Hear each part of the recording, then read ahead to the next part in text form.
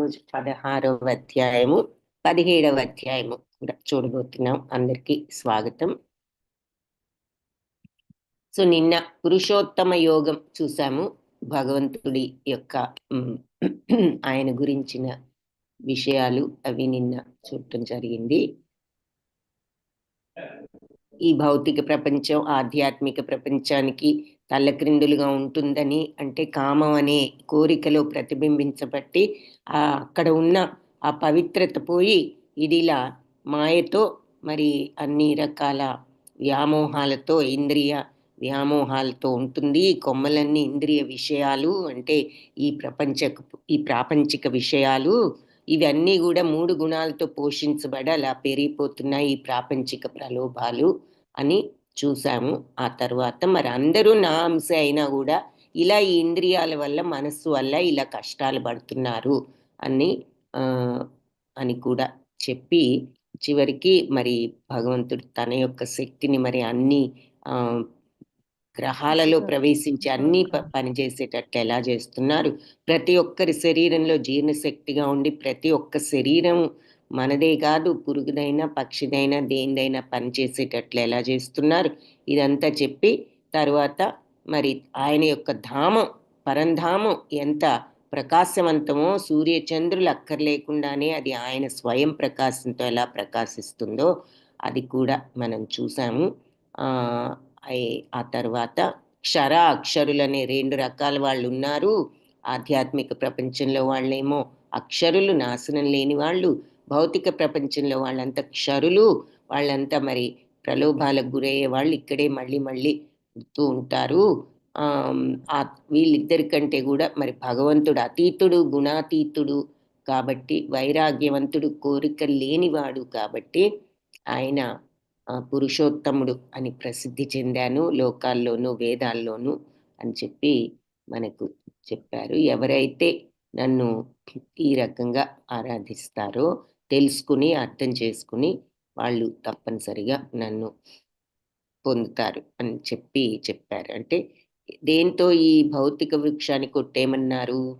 డిటాచ్మెంట్తో, వైరాగ్యం అనేటటువంటి ఆయుధంతో సువిరూఢంగా నరికివేయొచ్చు అని చెప్పారు. ఈ కామం అనే దాన్ని వైరాగ్యంతో, అంటే ఆ కోరికల మీద ఇంట్రెస్ట్ని స్లోగా వదులుకోవడంతో.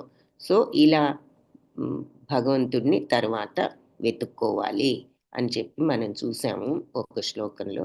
సో చివరికి ఎవరైతే ఇలా అన్నీ కూడా భగవంతుడికి అర్పించి మనస్సును ఆయన మీద పెట్టి ఉన్నప్పుడు మరి తప్పనిసరిగా నన్ను పొందుతారు అని లాస్ట్లో చూసాం. ఇప్పుడు 16వ అధ్యాయము ఏమిటి అంటే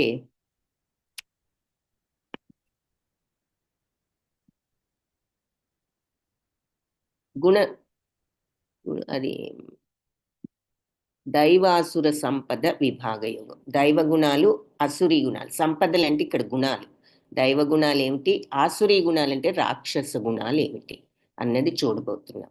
ఓం అజ్ఞానతిమిరాంధస్య జ్ఞానాంజనశలాకయా చక్షురున్మిళితం యేన తస్మై శ్రీ గురవే నమః.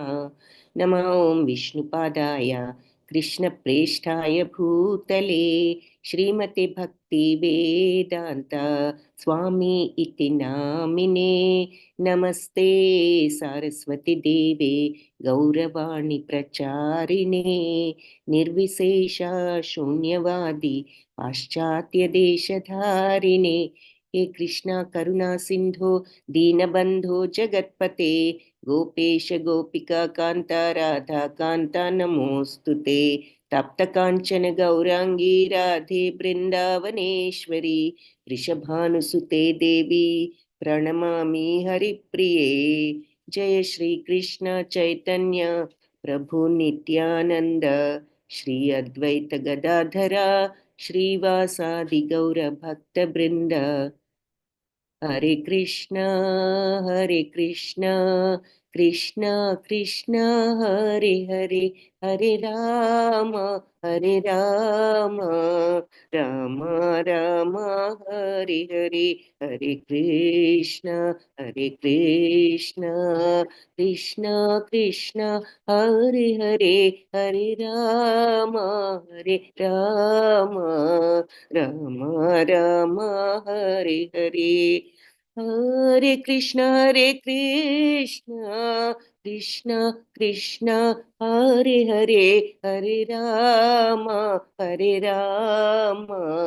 రామ రామ హరే హరే. హరే కృష్ణ.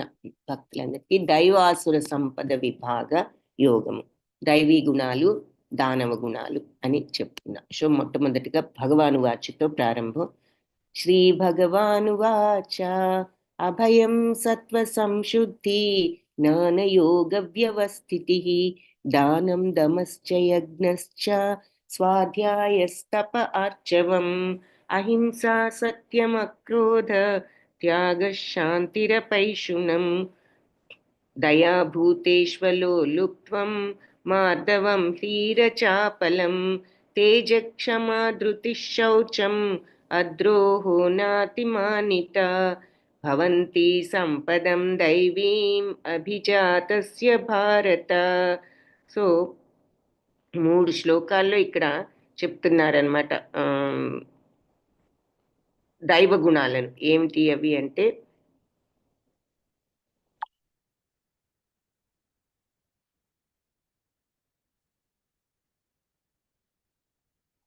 అభయం.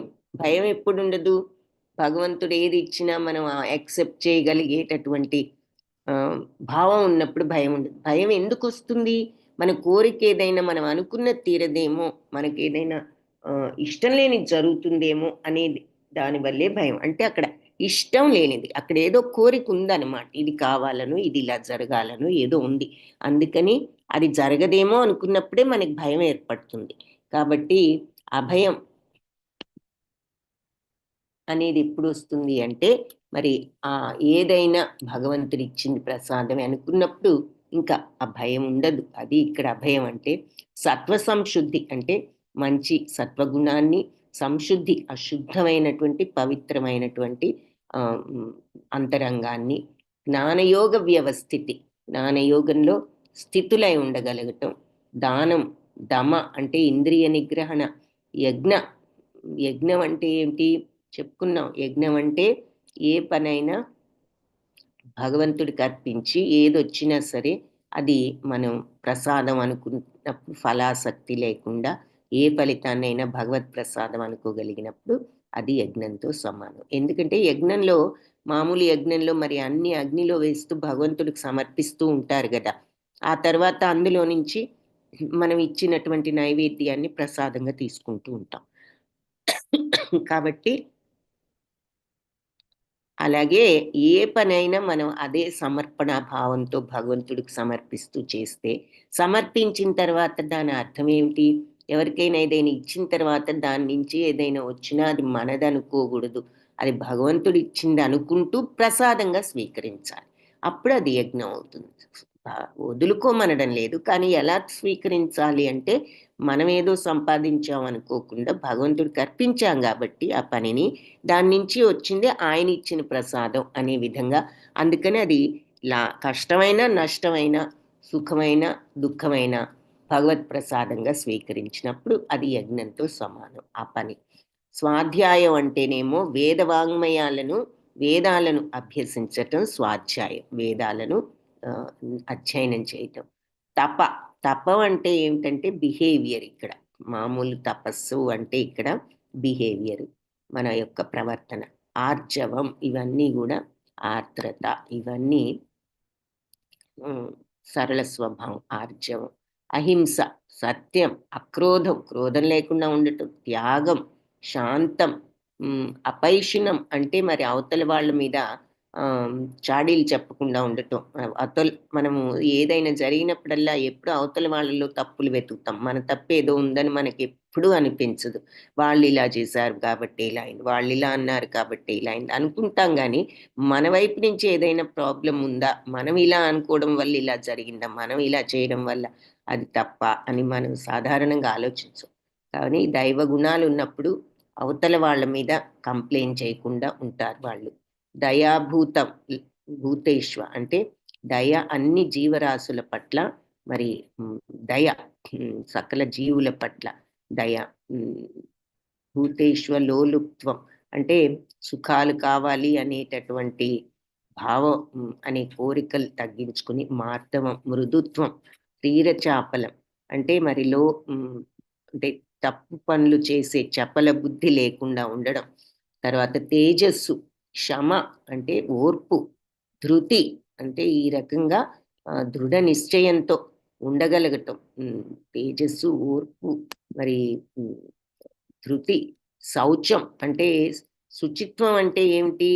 ఆహ్, ఒట్ పైకి శుభ్రంగా ఉండటమే కాదు, మనస్సును కూడా శుభ్రంగా ఉంచుకోవడం, శుద్ధంగా ఉంచుకోవడం, పవిత్రంగా ఉంచుకోవడం, చెడు భావాలు లేకుండా. అక్కడ అర్థం అది శౌచము అంటే. హ్మ్. అలాగే అద్రోహం ఎవరికీ ద్రోహం చేయకుండా ఉండటం. ధృతి, ధైర్యం, నాతి మానిత గౌరవం కావాలి అని అందరూ మనల్ని పొగడాలి, మనల్ని గౌరవించాలి. మన చాలా సార్లు మనమే ఏంటంటే, మనం ఏదైనా పని చేస్తే అందరూ పొగిడితే బావుండు. మనం ఏదైనా ఇంట్లో ఏదైనా ఫంక్షన్ చేస్తే అందరూ అబ్బా! వీళ్ళెంత బ్రహ్మాండంగా చేశారు అనిపించుకోవాలి. ఇలా హ్మ్. అందరితో పొగిడించుకోవాలి అనే కోరికలు ఉంటూ ఉంటాయి. అలా గౌరవ వాంఛ లేకుండా ఉండటం. భవంతి సంపదం. ఈ గుణాలన్నీ దైవీ సంపదలని అభిజాతస్య భారత అని చెప్తున్నారు. సో, భరత వంశస్థుడ నిర్భయత్వం అంటే భయం లేకుండా ఉండటం ఎప్పుడో చూసాం. చిత్తశుద్ధి, ఆధ్యాత్మిక జ్ఞాన సాధన, దానం, ఇంద్రియాలను నిగ్రహించుకోవడం. ఈ యజ్ఞంలాగా ఏ పని చేసినా భగవదర్పితం చేసి ఏదొచ్చినా ప్రసాదంగా స్వీకరించగలగటం. వేద పఠనం అంటే స్వాధ్యాయం అంటే వేద పఠనం, తపస్సు, సరళ స్వభావం, అహింస మరి ఏ జీవిని హింసించకుండా ఉండడం, సత్యం కోపం లేకుండా ఉండడం, త్యాగం, శాంతి, చా అవతల వాళ్ళ మీద వాళ్ళ తప్పులు వెతకకుండా ఉండడం, సకల జీవుల పట్ల దయ, సుఖాలు వాంఛించకుండా ఉండడం, మృదుత్వం, లోక విరుద్ధమైన, శాస్త్ర విరుద్ధమైన పనులు తప్పని తెలిసి ఉండటం, అటువంటివి చేయకూడదని, దృఢ నిశ్చయం, తేజస్సు, ఓర్పు, ధైర్యం. ధైర్యం కూడా ఎప్పుడొస్తుంది? ఏదైనా మనకి కలుగుతుందేమో, మనకు కావాల్సింది జరగదేమో అన్నప్పుడే భయం వస్తుంది. సో, ఏదైనా భగవత్ ప్రసాదం, ఏదైనా శరణాగత తత్వం ఉన్నప్పుడు ఏదైనా భగవంతుడు ఏది డిసైడ్ చేస్తే అది అవుతుంది అనే తత్వాన్ని గనక శరణాగత తత్వాన్ని పెంచుకున్నప్పుడు మన పని మనం చెయ్యాలి. అలాగని గాల్లో దీపం పెట్టి నీ ఇష్టం అనుకోమనడం లేదు. మన కర్తవ్యాన్ని మనం నిర్వహిస్తూ ఏది జరిగినా భగవత్ ప్రసాదం అనుకున్నప్పుడు ఈ ఆందోళనలు, భయాలు ఉండవు. అది ధైర్యం. శుచిత్వం అంటే పవిత్రత. మ శరీరమే కాదు మనస్సును గూడా పవిత్రంగా ఉంచుకోవడం శుభ్రంగా. ద్రోహం ఎవరికీ అద్రోహం అన్నారు. ఎవరికీ ద్రోహం చేయకుండా ఉండడం. గౌరవ వాంఛ లేకుండా ఉండడం. దైవీ సంపద కలిగిన వారి లక్షణాలు. दम्भो दर्पोऽभिमानश्च क्रोधः पारुष्यमेव च अज्ञानं चाभिजातस्य పార్థ సంపదమాసురీం. సో పార్థ గర్వము, పొగరు, అహంకారం, క్రోధం, మొరటుతనం, మరి అజ్ఞానం ఇవన్నీ కూడా ఆసురీ స్వభావం ఉన్న వాళ్ళ లక్షణాలు. ఇక్కడ ఈ కాళిందిని చూపిస్తున్నారనమాట. గర్వానికి మరి పొగరు అన్నదానికి భగవంతుడు మరి దాన్ని అది ఏ రకంగా యమునా నదిని అంతని కూడా అపవిత్రం చేస్తుందో భగవంతుడు దాన్ని ఆపవలసి వచ్చింది. అది చూపిస్తున్నారు ఈ దానవ గుణాలకు. ఇక్కడ నలుగురిని చూపిస్తున్నారు. వీళ్ళ నలుగురిని ఈ అజ్ఞానం అంటే ఇగ్నరెన్స్ వీళ్ళకి ఎవరి నలుగురు ఎవరైనా చెప్పగలిగితే ఈ దానవ గుణాలకు ప్రతీకగా వీళ్ళని చూపిస్తున్నారు. ఈ నలుగురికి ఒక మాట కూడా ఉంది, ఒక పదం. మరి వీళ్ళెవరు, ఈ పదం ఏమిటి, ఈ నలుగురు ఎవరు చెప్పగలిగితే చాట్ బాక్స్లో టైప్ చేయండి, ఆన్సర్ చూస్తాను. అజ్ఞానం అంటే ఇగ్నరెన్స్, పొగరు అంటే యారగెన్స్, దురహంకారం అంటే కన్సీట్, క్రోధం, యాంగరు, పరుషత్వం, హార్ష్నెస్, కటుత్వం అన్నమాట. గర్వం అంటే ప్రైడ్. ఇవన్నీ కూడా దానవ గుణాలు అని చెప్తున్నారు. అలాగే మరి ఈ ధర్మానికి 4 పాదాలు అంటే 4 రెగ్యులేటివ్ ప్రిన్సిపల్స్ అంటున్నారు. శుచిత్వం అంటే శుభ్రత అంటే మానసిక శుభ్రత ఉండాలి. ఇలా చెడు సంబంధాలు పెట్టుకోవడం తప్పు అని ఒక ఎగ్జాంపుల్. అయితే ఇవన్నీ ఎక్స్ట్రీమ్ ఎగ్జాంపుల్స్. ఇంత ఎక్స్ట్రీమ్గా లేకపోయి మనం ఇవన్నీ చేయడం లేదు కాబట్టి మనం పర్ఫెక్ట్గా ఉన్నాం అనుకోకూడదు. కానీ ఇవన్నీ ఎక్స్ట్రీమ్ అన్నమాట. ఇట్లా చెడు సంబంధాలు పెట్టుకోకుండా ఉండడం, శుచిత్వం, నిరాడంబరత అంటే ఆస్టెరిటీ అని ఇంగ్లీష్లో అంటాం. అంటే ఒక ఆదర్శవంతమైన జీవితాన్ని గడపగలుగుతాం. ఇలా చెడు అలవాట్లు లేకుండా ఇక్కడ డ్రింకింగ్ చూపిస్తున్నారు. అలాగే దయాభావం మరి అంటే అహింస. అహింస ఏ జీవిని కూడా హింసించకుండా ఉండడం. అందుకని మాంసాహారం తినకుండా ఉండడం అనేది ఇక్కడ ఎగ్జాంపుల్గా చూపిస్తున్నారు. ఇకపోతే అహింసాది సత్యం అంటే నిజాయితీ. ఏమిటి మరి ఈవెన్ ఈ గ్యాంబ్లింగ్ చేయడం అది కూడా మరి చీటింగే కాబట్టి అటువంటివి కూడా చేయకుండా ఉండాలి. సో కనీసం బేసిక్గా ఇటువంటి 4 అలవాట్లు లేకుండా అన్నా ఉండాలి మనం ఈ మార్గంలో ఉండాలంటే. కానీ ఈ 4 అలవాట్లు లేకుండా ఉన్నంత మాత్రాన మనం పర్ఫెక్ట్గా ఉన్నట్లు కాదు. ఇలా అయినా మనం స్టార్ట్ చేయాలన్నమాట. సో అహింస, సత్యం, శుచిత్వం, ఇవన్నీ నిరాడంబరత, ఈ 4 కూడా ఇంపార్టెంట్ ప్రిన్సిపల్స్, 4 రెగ్యులేటివ్ ప్రిన్సిపల్స్, ధర్మ సూత్రాలు అని చెప్తున్నారు. ఈ రోజుల్లో మరి అందరూ ప్రతిదానికి నేనే గొప్ప అనుకుంటూ ఇలా మనం వాదులాడుకుంటూ ఉన్నాము. కానీ భగవంతుడుని కేంద్ర బిందువుగా ఉంచుకున్న కుటుంబాలు మాత్రం కలిసి ప్రార్థించే కుటుంబాలు ఎప్పుడు కలిసే ఉంటాయని ఒక ఉదాహరణగా చూపిస్తున్నారు. ఇంకా సో ఈ 4 ఎవరని ప్రశ్న అడిగాను. తెలిస్తే చాట్ బాక్స్లో టైప్ చేయండి. వాళ్ళకు ఒక పేరు కూడా 4కి కలిపి ఒక పేరు కూడా ఉంది. దైవీ సంపద విమోక్షాయ నిబంధాయ సురీమత మాశుచ సంపదం దైవీం అభిజాతోసి పాండవ. దైవ గుణాలు మోక్షం దిశగా తీసుకువెళ్తాయి, కానీ ఆసురీ గుణాలు బంధాలలో చిక్కుకుపోయి ఉండటానికి కారణం అవుతాయి. అర్జున, నువ్వు దైవ గుణాలతోనే జన్మించావు కాబట్టి బాధపడకు అని అర్జునుడికి చెప్తున్నారు. ఇక్కడ నన్ను ఆరాధించని వాళ్ళు 4 రకాలు ఉంటారు. మూఢులు, మరి మాయతో ఉన్న జ్ఞానం పోగొట్టుకున్న వాళ్ళు, నరాధములు అని మనం 7th చాప్టర్లో చూస్తాం. వాళ్ళని చూపిస్తున్నారు. 4 రకాల వాళ్ళు నన్ను ప్రార్థిస్తారన్నారు. ఆర్తో జిజ్ఞాసురు అర్థార్థి. ఆర్తులు, జిజ్ఞాసులు, అర్థార్థి, వీళ్ళు 4 కూడా. సో అది ఇక్కడ చూపిస్తున్నారు. జ్ఞానులు. ద్వౌ భూత సర్గౌ లోకేస్మిన్ దైవాసుర ఏవ చ దైవో విస్తరశః ప్రోక్త ఆసురం పార్థ మే శృణు. సో అర్జున, ఈ లోకంలో ప్రాణుల సృష్టి దైవీ స్వభావం, ఆసురీ స్వభావం అని 2 రకాల వాళ్ళు ఈ లోకంలో ఉన్నారు. దైవ స్వభావం ఉన్నవాళ్ళు, ఆసురీ స్వభావం అంటే రాక్షస స్వభావం ఉన్నవాళ్ళు. ఈ ప్రపంచంలో ఈ 2 రకాల వాళ్ళు ఉన్నారు. దైవ గుణాల గురించి నీకు విస్తారంగా ప్రోక్త చెప్పాను. ఇక ఆసురీ గుణాల గురించి చెప్తాను. నేను విను, శృణు అంటున్నారు. సో ఈ లోకంలో వాళ్ళు దైవ స్వభావం, ఆసురీ స్వభావం 2 రకాల వాళ్ళు ఉన్నారు. దైవ సంపద గురించి ఇప్పుడు వరకు చెప్పాను, ఇక ఆసురీ సంపద గురించి చెప్తాను, విను అంటున్నారు. ప్రవృత్తించ నివృత్తించ జనాన విదురాసురా న శౌచం నాపి చాచారో న సత్యం తేషు విద్యతే. ప్రవృత్తించ ఏం చెయ్యాలో, నివృత్తించ ఏం చెయ్యకూడదో, జనాన విదురాసుర ఈ అసురీ జనాలకు, రాక్షస గుణాలు ఉన్న వాళ్ళకు తెలియదు. వాళ్లకు చేయదగ్గదేదో చేయకూడదేదో తెలియదు. నా శౌచం వాళ్ళలో శుచిత్వం లేదు. నాపి చాచారో అంటే ఆచారం కూడా లేదు. నా సత్యం వాళ్ళకి సత్యం లేదు. తేషు విద్యతే వాళ్ళలో ఇవేవి కూడా కనిపించవు. అసురీ స్వభావం ఉన్న వాళ్లకు చేయవలసిందేదో చేయకూడదేదో తెలీదు. వాళ్ళలో శుచిత్వం కానీ, సదాచారం కానీ, సత్యం కానీ వాళ్ళలో కనిపించవు. అసత్యమప్రతిష్టం తే జగదాహురనీశ్వరం అపరస్పర సంభూతం కిమన్యత్ కామహైతుకం. అసత్యం ఈ జగత్తంతా, అప్రతిష్టం అంటే ఆధారం లేనిది, జగదాకురనీశ్వరం ఈ జగత్తుకు ఒక ఈశ్వరుడు ఒక అధిపతి ఉన్నాడని కానీ వాళ్ళు అనుకోరు. అపరస్పర సంభూతం, ఏదో యాదృచ్ఛికంగా పుట్టింది ఈ జగత్తు అనుకుంటారు. కిం అన్యత్, వేరే కామహైతుకం, ఇది కోరికలు తీర్చుకోవడానికే కానీ ఇక వేరే రీజన్ ఏమీ లేదు. ఈ ప్రపంచంలోకి మనం రావడానికి అర్థం ఏమీ లేదు, వచ్చామంటే కోరికలు తీర్చుకోవడానికే వచ్చాం అని అనుకుంటున్నారు.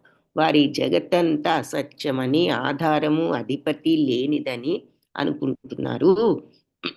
కోరిక వల్లే ఇది తయారైంది కామహైతుకం, కామం తప్ప ఇంకొక కారణం లేదు ఈ సృష్టికి అని వాళ్ళు అనుకుంటారు. ఏతాం దృష్టిం అవష్టభ్య నష్టాత్మానో అల్పబుద్ధయః ప్రభవంతి ఉగ్రకర్మాణః క్షయాయ జగతో అహితాః. ఈ ఈ రకమైన అక్షరం వచ్చినప్పుడు అక్కడ ఆ ఉన్నట్లు లెక్క అనమాట. జగతో హిత అంటాము, కానీ విడదీస్తే జగత్ అహిత అని అట్లా వస్తుంది అనమాట. క్షయాయ జగతో హిత అని చదువుతాం, కానీ విడదీసినప్పుడు అది అహిత, హిత కాదు. సో ఇలాంటి దృష్టితో ఏతాం దృష్టిం అవష్టభ్య, ఇలాంటి దృష్టిలో నెలకొని ఉంది. ఎలాంటి దృష్టి? ఈ జగత్తుకు అధిపతి లేదు, అసత్యం, ఆధారం లేదు, మనం ఇక్కడ కోరికలు తీర్చుకోవడానికి ఇక్కడ పుట్టాము అని అనుకుంటూ నష్టాత్ములైపోయి అల్పబుద్ధితో వాళ్ళు ఉగ్రకర్మలన్నిట్లో వాళ్ళు నిమగ్నం అవుతారు. జగతో అహిత, జగత్తుకు హితం కానటువంటివి పనులలో క్షయాయ భయంకరమైన పనులలో వాళ్ళు పాల్గొంటూ ఉంటారు. ఇటువంటి దృక్పథంలో ఏది జగత్తు కోరికలు తీర్చుకోవడానికి అనుకుంటూ ఈ తప్పుదో పట్టిన ఈ జీవాత్మలు అల్పబుద్ధితో క్రూర కార్యాలతో ప్రపంచానికి శత్రువులుగా మారి ప్రపంచానికి కీడు కలిగించేవి దారుణమైనవి అయిన పనుల్లో పాల్గొంటారు. సో ఈ ఆసురీ స్వభావాల నమ్మకాలు ఏమిటి అంటే మళ్ళీ చూద్దాం. శాస్త్రాలను అనుసరించరు, చేయదగిందేదో తెలియదు, చేయకూడదేదో తెలియదు, అసభ్య ప్రవర్తన, నేనే శక్తివంతుణ్ణి, నేనే సమర్థుణ్ణనే గర్వం, అపరిశుభ్రత అంటే ఇక్కడ శరీరం అపరిశుభ్రం అని కాదు, మనస్సు వాళ్ళకు పవిత్రంగా ఉండదు, నియమాలను ఇష్టపడరు, పాటించరు. నేనే సర్వనియంత్రికుడను, నేనే అన్నిటికీ భోక్తను, భోక్తారం యజ్ఞ తపసామంజుసం, భగవంతుడు భోక్తని భావం వదిలి నేనే భోక్తను అనుకుంటారు. అసత్యవంతులు, స్వీయ కేంద్రీకృతం, సెల్ఫిష్నెస్ అన్నమాట ఏది చేసిన. ఇవన్నీ కూడా అసురీ స్వభావుల నమ్మకాలు. వాళ్ళ వైఖరి ఎలా ఉంటుంది? ఇంకా వైఖరి ఇంద్రియ సంతృప్తే మానవ నాగరికత యొక్క ప్రధాన అవసరం అనుకుంటారు. మనం ఇక్కడికి వచ్చింది మన ఇంద్రియాలను తృప్తిపరచుకోవడానికే వచ్చాము అనుకుంటారు. దాంతో ఆ కోరికలు తీర్చుకునే దాంతో ఇక లెక్కలేనన్న ఆందోళనలు. మరి ఎప్పుడు కోరికలు ఉంటే ఇంకా మనస్సు అంటే ఉంటుంది, ఎప్పుడు లేదు లేదు అనే ఆందోళనే. వేలాది కోరికల వలయం మరియు కామక్రోధాలలో నిమగ్నమై ఉంటారు. ఇన్ని కోరికలు ఉన్నప్పుడు డెఫినెట్గా అన్ని తీరనప్పుడు కోపం, క్రోధం అన్నీ వచ్చేస్తూ ఉంటాయి మనకి. అందరి మీద, తీర్చుకున్న వాళ్ళ మీద జలసి, ఇవన్నీ కూడా పుడుతూ ఉంటాయి. సో ఈ కోరికల వలయంలో, కామక్రోధాల్లో, లెక్కలేని ఆందోళనలతో ఇంద్రియ సంతృప్తి కోసం చివరికి చట్టవిరుద్ధ మార్గాల్లో కూడా డబ్బును భద్రపరచుకుంటారు. తప్పు చేసి అయినా సరే సంపాదించి కోరిక తీర్చుకోవాలనుకుంటారు. ఎగ్జాంపుల్ లంచం. మరి మనం కారు కొనుక్కోవాలి, మన జీతంతో అయితే సంవత్సరం పోయినా కూడా కొనుక్కోగలమో లేదో, ఇది ఈ లంచం తీసుకుంటే మనం వెంటనే కారు కొనుక్కోవచ్చు. తప్పని తెలుసు కానీ చేస్తున్నాం. ఎందుకు? ఈ విపరీతమైన కోరికల్ని తీర్చుకోవడం కోసం తప్పుగా కూడా సంపాదిస్తున్నామని భగవంతుడు చెప్పారు. సరే, ఇక్కడ దైవ దానవ గుణాలు చెప్పుకుంటున్నాం కాబట్టి ఆ రోజుల్లో ఎగ్జాంపుల్స్ ఇక్కడ హిరణ్యకశ్యపుణ్ణి, కంసుడిని, దేవకిని చంపాలనుకున్నాడు. కంసుడిని, తర్వాత రావణుణ్ణి కొన్ని ఎగ్జాంపుల్స్ చూపిస్తున్నారు. ఆత్మ సంభావితా స్తబ్ధా ధనమానమదాన్వితా యజంతే నామ యజ్ఞస్తే దంభేన విధి పూర్వకం. సో ఆత్మ సంభావిత స్తబ్ధ అంటే వాళ్ళని వాళ్లే పోడుకుంటూ ధనం మద గర్వంతో యజంతే నామయజ్ఞస్త పేరుకి యజ్ఞాలు చేస్తారు పైకి. దంభేన విధిపూర్వకం, ఇది శాస్త్ర విరుద్ధంగా పేరుకు మాత్రం యజ్ఞాలు చేస్తారు. వాళ్ళని వాళ్ళే పోడుకుంటూ వినయం విధేయత అనేది లేకుండా ధనమద గర్వంతో శాస్త్ర విరుద్ధంగా పేరుకు యజ్ఞాలు చేస్తారు. అహంకారం బలం దర్పం కామం క్రోధం చ సంశ్రితాః మామాత్మ పరదేహేషు ప్రద్విషంతోభ్యసూయక. అహంకారం, బలం, దర్పం అంటే గర్వం, కామం, క్రోధం చ సంశ్రిత, వీటన్నిటితో కలిసి నా పరదేహాల్లోనూ వాళ్ళ దేహాల్లోనూ ఉన్న నన్ను నా మీద అసూయపడతారు. ఇలాంటి అసూయ భావాలతో వాళ్ళు వాళ్ళ దేహాల్లోనూ ఇతరుల శరీరాల్లోనూ ఉంటున్న నన్ను ద్వేషిస్తారు. మరి భగవంతుడు అందరిలోనూ ఉన్నారు కదా, వాళ్ళల్లో ఉన్న నన్ను, ఇతరుల్లో ఉన్న నన్ను కూడా ద్వేషిస్తారు. ఇక్కడ ఎగ్జాంపుల్గా శిశుపాల వధ చూపిస్తున్నారు. ఈ శిశుపాలుడు మరి ఈ రాజసూయ యాగం చేసినప్పుడు ధర్మరాజు ఆ యాగం అయిపోయిన తర్వాత అందరిలోకి అక్కడ పెద్దలు ఎవరైతే అందరిలోకి ఎక్కువ పూజలు అందుకునే అర్హత ఉంటుందో వాళ్ళకి అగ్రతాంబూలం ఇవ్వాలి. అయితే వాళ్ళు అందుకని శ్రీకృష్ణుని ఎన్నుకుని ఆయన్ని ఆ స్థానంలో కూర్చోబెట్టి తాంబూలం ఇవ్వబోతుంటే ఈ శిశుపాలుడికి మరి అసూయ కలిగి ఇంతమంది పెద్దవాళ్ళు, రాజులు, గొప్ప గొప్ప రాజులు, మరి గురువులు వీళ్ళంతా ఉంటే వీళ్ళని వదిలి మీరు ఈ యాదవుడిగా ఇస్తున్నారు అని చెప్పి రకరకాలుగా తూలనాటం ప్రారంభిస్తే ఈ శిశుపాలుడు తల్లికి ఒక 100 తప్పుల వరకు క్షమిస్తానని శ్రీకృష్ణుడు మాట ఇవ్వడంతో అలా 100 తప్పులు సహించి చివరికి శిశుపాలుడిని వధించడం జరుగుతుంది. అది ఇక్కడ చూస్తున్నాం. కాబట్టి ఆ అసూయ అనేది ఎలా ఉంటుంది అనేది ఇక్కడ శిశుపాలుని చూపిస్తున్నారు. వాళ్ళు ఈ కామ క్రోధాలతో గర్వంతో వాళ్ళు వాళ్ళల్లోనూ ఇతరుల్లోనూ ఉన్న నన్ను ద్వేషిస్తున్నారు అని చెప్తున్నారు. ఆసురీం యోనిమాపన్న మూఢా జన్మని జన్మని మామప్రాప్యైవ కౌంతేయ తతో యాంతి అధమాం గతిం. ఆసురీం యోనిమాపన్న, ఇలా ఆసుర జనాల్లోనే వీళ్ళు మూఢా జన్మని జన్మని, ఈ మూడులు జన్మ జన్మలకి ఈ దానవ గుణాలు ఉన్న వాళ్ళు ఇలాంటి భావాలతో ఎప్పుడూ కూడా వాళ్ళు ఇలాంటి అసురీ జీవజాతుల్లోనే పుడుతూ ఉంటారు. మామ అప్రాప్యైవ కౌంతేయ, ఇక ఇలాంటి వాళ్ళు ఈ మూడులు నన్ను ఏ జన్మలోనూ కూడా ప్రాప్తం చేసుకోలేరు, నన్ను పొందలేరు. తతోయాతి, అలా క్రమంగా అధమాం గతిం, అధోగతి పాలవుతారు.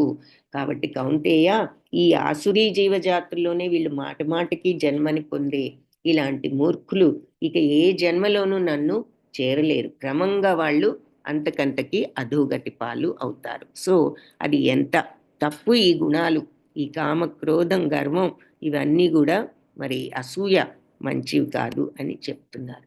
త్రివిధం నరకస్యేదం ద్వారం నాశనమాత్మనః కామ క్రోధస్తథా లోభః తస్మాద్ ఏతత్రయం త్యజేత్. చాలా ఇంపార్టెంట్ శ్లోక.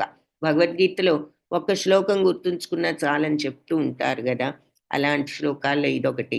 త్రివిధం నరకస్యేదం, 3 రకాల నరకాన్ని చేర్చే ద్వారాలు ఉన్నాయి. నాశనం ఆత్మన, ఆత్మను నాశనం చేసేది. ఆత్మ ఎప్పుడు నాశనం కాదు, అది ఎప్పుడు సచ్చిదానందమే. ఇక్కడ ఆత్మ అంటే మనసును, బుద్ధిని, విచక్షణను నాశనం చేసే 3 రకాల నరక ద్వారాలు లాంటి గుణాలు ఉన్నాయి. ఏమిటి అంటే కామ క్రోధ, కామం క్రోధం తదా, అలాగే లోభం. ఈ 3, కామము క్రోధము లోభం అంటే దురాశ, ఇంకా ఇంకా కావాలి, ఎన్ని ఉన్నా కూడా కావాలనే దురాశ. తస్మాత్, కాబట్టి ఏతత్రయం, ఈ 3ంటిని త్యజేత్, వదిలిపెట్టాలి. కాబట్టి నరకానికి దారి తీసే 3 ద్వారాలు ఉన్నాయి. ఏమిటంటే కామము, క్రోధము, అలాగే లోభం. ఈ నరక ద్వారాలు 3 కూడా ఆత్మ వినాశనానికి అంటే మనసును బుద్ధిని నాశనం చేసేవి. అందుకని ఈ 3ంటిని విడిచిపెట్టాలి అని చెప్పి భగవంతుడు క్లియర్గా చెప్తున్నారు.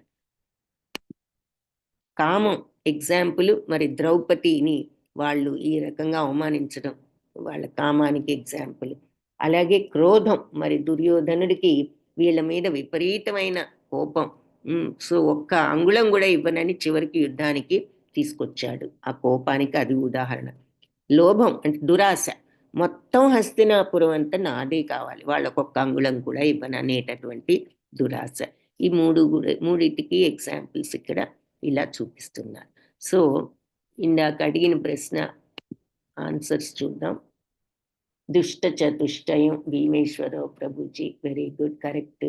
సుగంధలత మాతాజీ, దుర్యోధనుడు, దుశ్శాసనుడు, శకునీకర్ణుడు, దుష్ట చతుష్టయం, దుష్ట చతురుడు. Answers correct, 4 correct, very good. దుష్ట చతుష్టయం.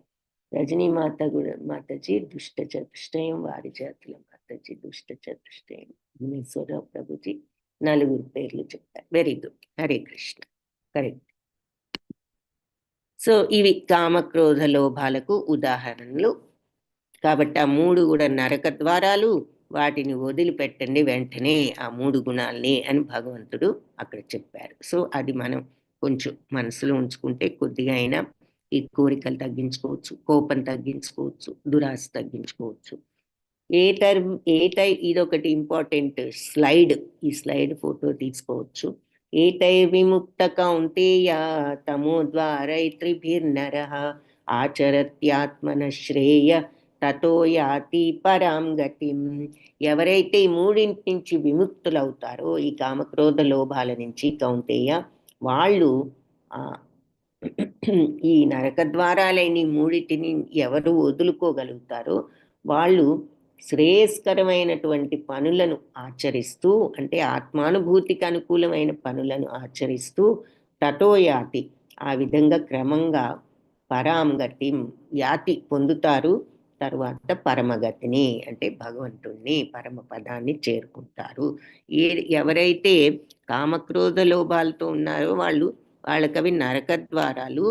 కానీ ఈ 3 దుర్గుణాలను వదిలివేసిన వాళ్ళు శ్రేయస్కరమైన ఆత్మన శ్రేయ, ఆత్మానుభూతికి అనుకూలమైన పనులు చేస్తూ తతో యాతి, తర్వాత పొందుతారు క్రమంగా పరమగతిని.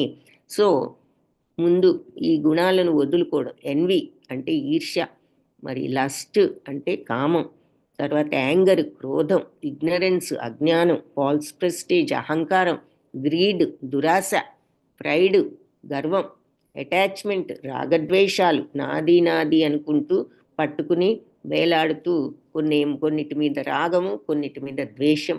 ఈ మెట్లన్నీ దాటడం అంటే అర్థం ఏంటి? గుణాలన్నీ వదులుకుంటూ మెల్లగా అప్పుడు ఒక యాక్సెప్టెన్స్ ఆఫ్ స్పిరిచువల్ మాస్టర్, గురువును చూసుకోవాలి.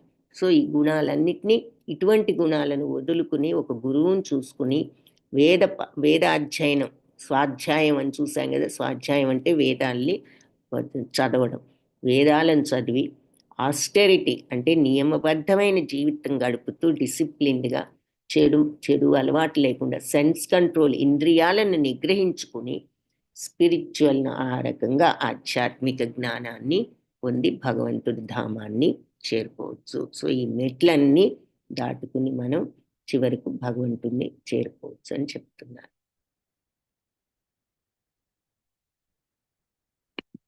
యశాస్త్ర విధిముత్సృజ్య వర్తతే కామకారతః న సిద్ధిం అవాప్నోతి న సుఖం న పరాం గతిం. ఎవరు ఈ శాస్త్ర విధులను ఉల్లంఘించి వదిలిపెట్టేసి వర్తతే కామకారత, వాళ్ళ ఇష్టం వచ్చినట్లు పనులు చేస్తున్న వాళ్ళు సిద్ధిం, వాళ్ళకి సిద్ధత్వం అవాప్నోతి పొందలేరు. అంటే సుఖం కూడా పొందలేరు, నా పరాంగతి పరమగతిని కూడా, అంటే చివరికి వెళ్ళవలసిన పరంధామాన్ని కూడా పొందలేరు. సో ఎవరైతే శాస్త్ర విధులను విస్మరించి వాళ్ళ ఇష్టం వచ్చినట్లు పనులు చేసే వాళ్ళు పరిపూర్ణతను గాని, ఆనందాన్ని గాని, పరమగమ్యాన్ని గాని పొందలేరు అని చెప్తున్నారు. సో శాస్త్ర విధులను ఉల్లంఘించి వీళ్ళంతా, మరి ఈ ఎగ్జాంపుల్స్ మళ్ళీ ఇది చెడు సంబంధాలు, గ్యాంబ్లింగ్, మీట్ ఈటింగ్, ఇంటాక్సికేషన్ అంటే మరి ఇలా డ్రింకింగ్, ఇటువంటివి చూపిస్తున్నారు. శుచిత్వం, ఆస్టెరిటీకి ఎగ్జాంపుల్ లేకుండా ఉన్నారు, నియమబద్ధంగా లేకుండా ఉన్నారు అన్నదాన్ని. సో ఇలా కొన్ని, ఇవన్నీ కూడా ఎక్స్ట్రీమ్ ఎగ్జాంపుల్స్. బట్ మనం ఇవి చేయకపోయినా కొన్ని వేరే రకంగా కూడా మనం అవతల వాళ్ళని మీట్ తినకపోయినా ఇప్పుడు అవతల వాళ్ళని బాధ పెట్టడం, ఇలాంటివి కూడా మరి అహింస కిందే వస్తాయి. సో ఈ పాయింట్ ఏమిటి అంటే, ఇలా ఈ 4 విషయాలను పాటించకుండా ఇష్టం వచ్చినట్లు ప్రవర్తించడం పరిపూర్ణతను కానీ ఆనందాన్ని కానీ వాళ్ళకి పరమగమ్యం కానీ ఉండదు అని చెప్తున్నారు. తస్మాత్ శాస్త్రం ప్రమాణం తే కార్యకార్య వ్యవస్థితౌ జ్ఞాత్వా శాస్త్ర విధానోక్తం కర్మ కర్తుం ఇహార్హసి. అందువల్ల కార్య అకార్య వ్యవస్థితం, కార్యం చేయవలసిన పని ఏమిటి, చేయకూడని పని ఏమిటన్నది తెలుసుకోవాలంటే శాస్త్రమే మనకి ప్రమాణం. స్టాండర్డ్ ఎవరు అంటే ఈ విషయాల్లో శాస్త్రమే. అదే చెప్తుంది మనకి ఏది చేయాలి ఏది చేయకూడదని. కాబట్టి జ్ఞాత్వా శాస్త్ర విధానోక్తం, శాస్త్ర విధానోక్తాన్ని తెలుసుకుని కర్మకర్తం, కర్మను చెయ్యి. ఎక్కడ ఇహార్హసి, ఈ ప్రపంచంలో తదనుగుణంగా. కాబట్టి చేయవలసిన కార్యమేదో చేయకూడని కార్యమేదో నిర్ణయించుకోవడానికి మనిషికి శాస్త్రమే ప్రమాణం. కాబట్టి ఈ శాస్త్ర విధానాలను తెలుసుకుని తదనుగుణంగా ఈ లోకంలో నువ్వు కర్మలు చెయ్యాలి అని చెప్తున్నారు. ఈ సత్యయుగం, మనం ఇప్పుడు 4 యుగాలు ఉన్నాయి కదా. సత్యయుగంలో వరాహదేవుడు హిరణ్యాక్షుడు ఇద్దరు కూడా వేరు ప్లానెట్స్, గ్రహాల్లో ఉన్నారు. ఇక తర్వాత వచ్చిన త్రేతాయుగంలో రాముడు రావణుడు వేరు దేశాల్లో ఉన్నారు. తర్వాత వచ్చిన ద్వాపర యుగంలో అంటే దైవ గుణాలున్న భగవంతుడు, దానవ గుణం ఉన్న హిరణ్యాక్షుడు వేరు ప్లానెట్స్లో ఉన్నారు సత్యయుగంలో. తర్వాత త్రేతాయుగంలో దైవ గుణాలున్న శ్రీరాముడు, దానవ గుణాలున్న రావణుడు వేరు దేశాల్లో ఉన్నారు. ద్వాపర యుగంలో దైవ గుణాలున్న పాండవులు, దానవ గుణం ఉన్న కౌరవులు ఒకే కుటుంబంలో ఉన్నారు. ఇక కలియుగంలోకి వచ్చేసరికి దైవ గుణాలు దానవ గుణాలు ఒకే మనిషిలో ఉంటున్నాయి అని చెప్తున్నారు. సో మనందరిలో కూడా మరి ఇలా ఈ కంసుడు, శిశుపాలు లాంటి దానవ గుణాలు కనిపిస్తున్నాయి ఈ రోజుల్లో. సో ఏ రకంగా మనం ఈ దానవ గుణాలని వదులుకోవాలి అంటే ఈ భౌతిక ప్రపంచం వైపు నుంచి భగవంతుడి వైపు మనస్సును మరచడానికి మరి మనం ఈ మంత్రాన్ని ఉపయోగించాలి. మనస్సును విడుదల చేసేది, భౌతిక ప్రపంచం వైపు నుంచి భగవంతుడి వైపుకి తిప్పేది. హరే కృష్ణ కృష్ణ కృష్ణ హరే హరే, హరే రామ రామ రామ హరే హరే. కృష్ణం వందే జగద్గురు.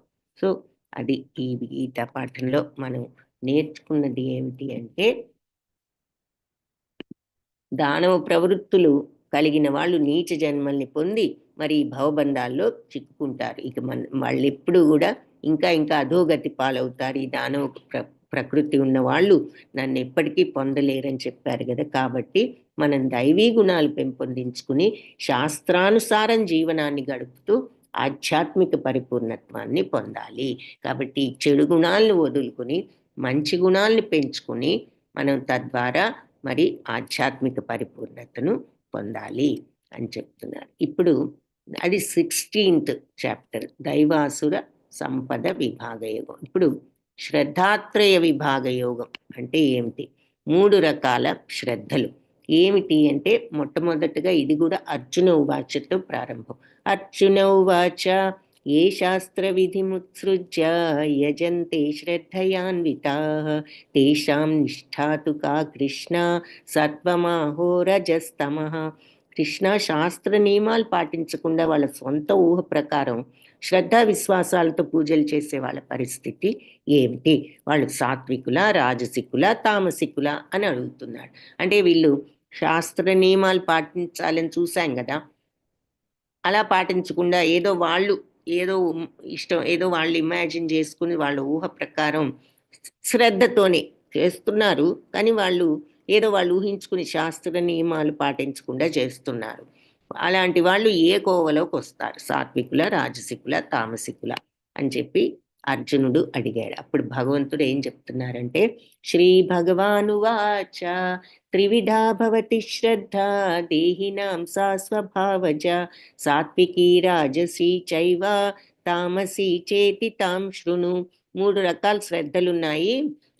అవి ఏమిటి అంటే, ఎలా అంటే వాళ్ళు పొందిన ప్రకృతి గుణాలను బట్టి, మనకున్న గుణాలను బట్టి 3 రకాల శ్రద్ధలు ఏమిటి అంటే, సాత్వికము, రాజసికము, తామసం అని 3 రకాలుగా ఉంది శ్రద్ధ. అదేమిటో ఇప్పుడు చెప్తాను విను అంటున్నారు. ఇక్కడ 3 అన్నదమ్ములు ఉన్నారు. మరి ఎవరు? రావణుడు, విభీషణుడు, కుంభకర్ణుడు. ముగ్గురు కూడా మరి 3 గుణాలకి ప్రతీకలు. మరి రావణుడు రజోగుణం, కుంభకర్ణుడు తమోగుణం, ఈ విభీషణుడు సత్వగుణం. సో అదొకటి ఎగ్జాంపుల్గా చూపిస్తున్నారు. సో ఈ శ్రద్ధ అనేది వాళ్ళ వాళ్ళ గుణాలను బట్టి సాత్వికమా, వాళ్ళకి రాజసిక శ్రద్ధ, తామసిక శ్రద్ధ అనేది ఆధారపడి ఉంటుంది, గుణాలని బట్టి. చెప్తాను విను అంటూ ఇక్కడ ఈ చాప్టర్లో భగవంతుడు ఈ 7 విషయాల గురించి మనం ఎలా ఉండాలి అనేది చెప్పారు. 7 విషయాలు ఏమిటి? మనం జీవితంలో అందరూ చేసేవే ఈ పనులు. శ్రద్ధ, ప్రతి ఒక్కళ్ళకి శ్రద్ధ ఉంటుంది. మంచి విషయాల మీద ఉండొచ్చు, చెడు విషయాల మీద ఉండొచ్చు, కానీ దేని మీద ఒక దాని మీద శ్రద్ధ ఉంటుంది, అంతే కదా. అంటే ఇంట్రెస్ట్, నమ్మకం. మనకి దేని మీద ఒక దాని మీద నమ్మకం ఉంటుంది. చెడు వాటి మీద అయినా ఉండొచ్చు, మంచి వాటి మీద అయినా ఉండొచ్చు, కానీ నమ్మకాలు ఉంటాయి. ప్రతి వాళ్ళకి శ్రద్ధ, ఇంట్రెస్ట్లు ఉంటాయి. అలాగే ఆహారం, ప్రతి ఒక్కళ్ళం ఆహారం తీసుకోవాలి. అలాగే యజ్ఞం అంటే ఏమిటి చెప్పాం కదా, పని, కర్మని భగవంతుడికి సమర్పించి చేయగలిగినప్పుడు నిజంగా అది యజ్ఞం. సో ఇక్కడ యజ్ఞం అంటే కర్మ అని చెప్పుకోవచ్చు. స్వభావం, మరి అందరికీ ఏదో ఒక స్వభావం ఉంటుంది, బిహేవియర్, ఏదో ఒక రకమైన స్వభావం. వాక్కు, మరి అందరం మాట్లాడుతూనే ఉంటాం. తర్వాత మనస్సు, అందరికీ మనస్సు ఉంటుంది. సో ఈ మనస్సుని ఏ విధంగా నియంత్రించాలి అందరూ. తర్వాత ఇక్కడ దానము, ఈ దానం అనేది ఎంత ఇంపార్టెంటో మనం ఒక్కొక్కసారి గ్రహించకపోవచ్చు. ఈ శ్రద్ధ, ఆహారం తీసుకోవటం ఎంత నార్మల్లో, మనిషిగా పుట్టినాక దానం కూడా అంతే నార్మల్. మన యొక్క దైనందిన మన జీవితంలో చేసే నార్మల్ పనుల్లో అది కూడా ఒకటి అవ్వాలి. మనం లేచిన దగ్గర నుంచి మరి తింటూ ఉంటాం, దేని మీద దాని మీద ఇంట్రెస్ట్, శ్రద్ధ చూపిస్తూ ఉంటాం, మనకి ఇష్టమైన వాటి మీద. యజ్ఞం అంటే ఏదో పనులు చేస్తూ ఉంటాం, మన అందరికీ ఏదో ఒక స్వభావం ఉంటుంది, మాట్లాడుతూ ఉంటాం, వాక్కు, మనస్సు, ఆలోచనలు చేస్తూ ఉంటాం. ఇక దానం కూడా స్క్రీన్ ప్లే అవ్వట్లేదు. స్క్రీన్ ప్లే అవ్వట్లేదా?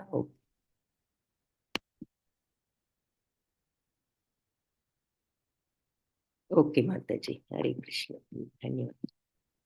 ఓకే, ఇప్పుడు కనిపిస్తుందా? కనిపిస్తుంది మాతాజీ. Very good.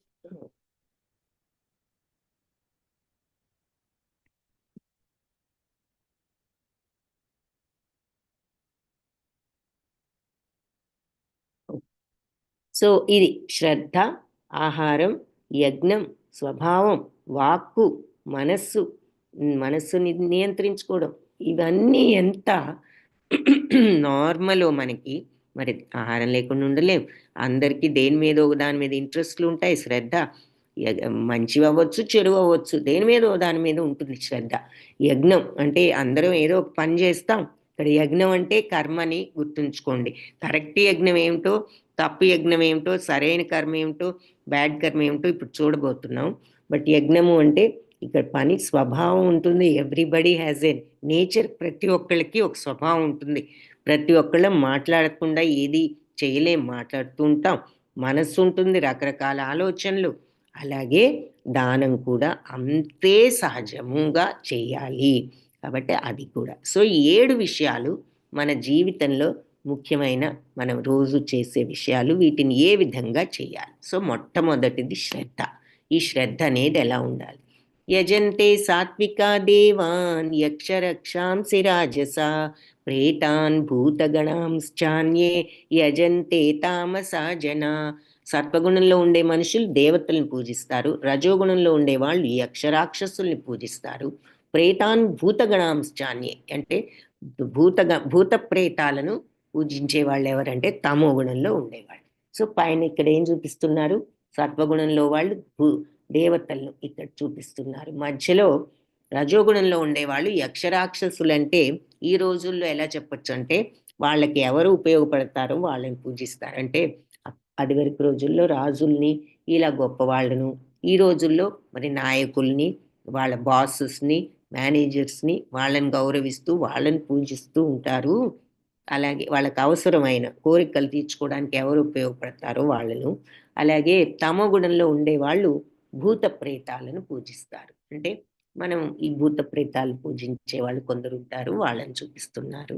ఈ రోజుల్లో ఎగ్జాంపుల్స్ ఏం చెప్పుకోవచ్చు అంటే బ్యాడ్ పీపుల్ని పూజించే వాళ్ళు, బ్యాడ్ అలవాట్లు తెచ్చుకుని అలాంటి వాళ్ళని ఎగ్జాంపుల్స్గా చెప్పచ్చు ఈ రోజుల్లో తమో గుణాన్ని.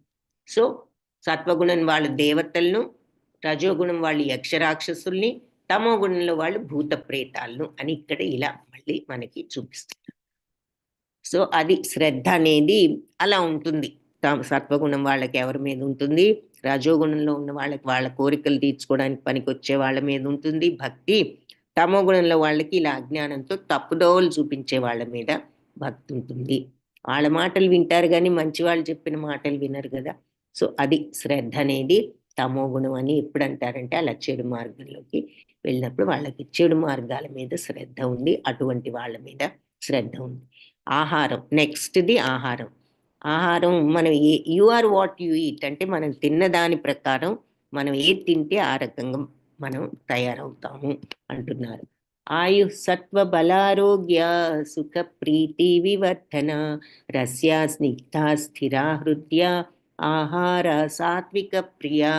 సో ఆయు సత్వం అంటే బలం, ఆరోగ్యం, సుఖప్రీతి అలాగే సుఖం అంటే ఆనందం, మరి ప్రీతి వివర్ధన సంతృప్తిని కూడా పెంచేది ఈ సాత్విక ఆహారం. రస్యవంతం అంటే రసవంతం, స్నిగ్ధ పుష్టికరం, స్థిరమైంది ఆరోగ్యకరమైంది, హృదయ అంటే హృదయానికి ఆహ్లాదం కలిగించే ఆహారం సాత్విక ప్రియ. ఇది సత్వగుణంలో వాళ్లకు ప్రియమైన ఆహారము. ఆహారం సత్వగుణంలో ఉన్న వారికి ప్రియమైన ఆహారాలు ఆయువును పెంచుతాయి, బుద్ధి బలం, ఆరోగ్యం, ఆనందం మరియు సంతృప్తినిస్తాయి. ఇవి రసవంతం, పుష్టికరం, ఆరోగ్యకరం మరియు హృదయానికి ఆహ్లాదకరంగా ఉంటాయి. ఇక్కడ మనకి ఏం చూపిస్తున్నారు, పాలు, పళ్ళు, పెరుగు ఇటువంటివన్నీ, ఇంకా తర్వాత ధాన్యాలు, కాయగూరలు ఇవన్నీ కూడా సత్వగుణంలో వాళ్ళు తీసుకునే ఆహారాలు, సాత్విక ఆహారం.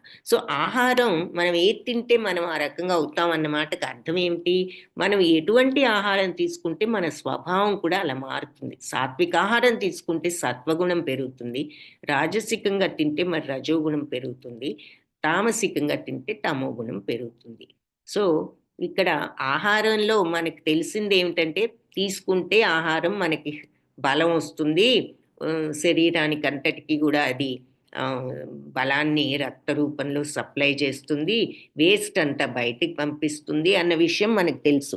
మూడవది ఏమిటి అంటే ఆహారానికి ఉన్న క్వాలిటీ మన యొక్క మైండ్ని కూడా ఎఫెక్ట్ చేస్తుంది అన్నమాట. మనం తినే ఫుడ్ దానిని బట్టి మన థింకింగ్ కూడా మారుతుంది, కాబట్టి మన స్వభావం కూడా ఈ ఆహారం వల్ల ఎఫెక్ట్ అవుతుంది. అందుకని సాత్విక ఆహారం సత్వగుణాన్ని పెంచుతుంది అని చెప్పి ఈ రకమైన సత్వగుణ ఆహారం బుద్ధి బలాన్ని, ఆరోగ్యాన్ని, ఆనందాన్ని, సంతృప్తిని ఇస్తాయి.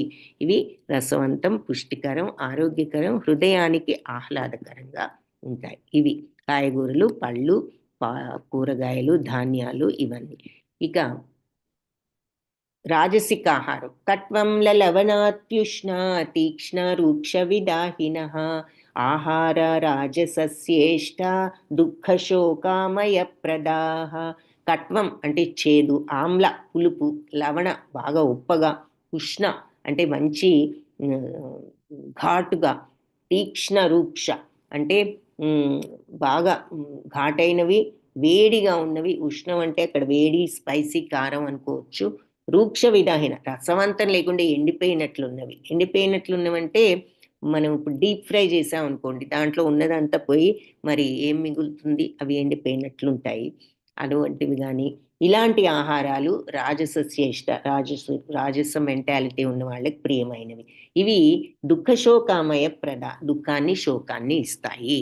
అంటే మరి దుఃఖాన్ని, శోకాన్ని అంటే మరి అనారోగ్యం, తర్వాత బాధలు, మరి ఇవన్నీ తిన్నాం అనుకోండి, స్టమక్ అప్సెట్, స్టమక్లో ఎసిడిటీ, కారాలు, మరి పులుపులు ఎక్కువ తిన్నా ఇవన్నీ కూడా వస్తాయి. కాబట్టి ఉప్పు ఎక్కువ తింటే మరి బీపీ పెరుగుతుంది.